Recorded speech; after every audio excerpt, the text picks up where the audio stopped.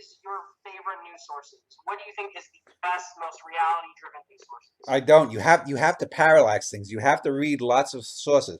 Parallax is one of the keys to life, which means you step aside and you look at different things and you see what this one says, that one says, that one says, that one, and you get it's sort of like a movie in where you have different frames and images that together give you the illusion of movement. With a parallax, you have slightly different takes on things, and but if you leave them all together, you get closer to the truth than any one of them is. It's like the seven blind men and the elephant. One reaches for the tail, thinks it's a rope. The other for the trunk, thinks it's a snake. One reaches for the tusk, thinks it's a spear. Other reaches for the ear, thinks it's a fan. Reaches for the body, thinks it's a wall. Reaches for the legs, thinks it's a tree.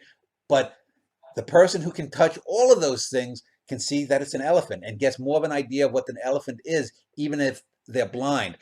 So you have to read a lot, you have to engage a lot, and there are things you have to move beyond your own political biases. As I said, I'm more of a social liberal, a progressive, but I can tell you one of the least trustworthy sources of news out there is a left wing organization called the Southern Poverty Law Center.